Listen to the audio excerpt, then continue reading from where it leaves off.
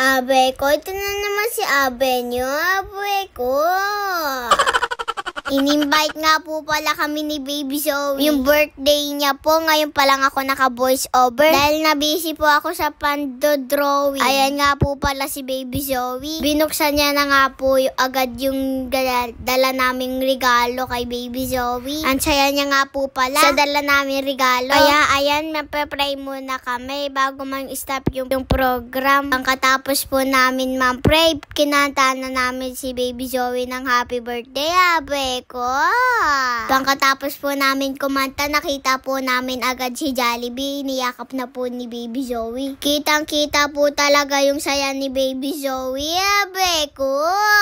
Kaya ayan na po, mapapararo na po si Jollibee. Pero kailangan man-stretching muna po. Kaya pinasayaw muna po kami ni Jollibee ng chicken dance. Kaya tingnan nyo po si daddy ko. Nakikisayaw na din po sa. After nga po namin sumayaw, pinatayo na nga po pala kami dahil kasali po kami sa pararo ni Jollibee. Habang kami ay nang lalaro, si Baby Zoe ay nagutom na. Kaya ayan po, pinakain na sa ng mami niya. Kaso biglang tinamad mag voice over si Abe nyo, kaya ayan, itutuloy ko na lang yung voice over niya, abe ko.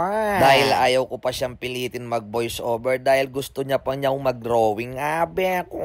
Habang naglalaro nga pala si Abe nyo, tingnan nyo naman si Baby Zoe, nagutom na siya, abe ko. Tingnan nyo naman po, napakalambing talaga ni Baby Zoe, abe ko. Hindi mo man makikita sa kanya na may nararamdaman siya, abe ko, dahil napakabibong bata ni Baby Zoe, abe ko. Tingnan nyo naman po, talagang napakalambing ng batang to, abe ko. Hindi siya natatakot kay Jollibee, abe ko. At ayaw pa niyang paalisin si Jollibee, abe ko. Parang naninibago po ako sa voice over na to dahil hindi po ako pwedeng makapagsalita ng kalokohan dito, abe ko. Kailangan seryoso po tayo, abe ko.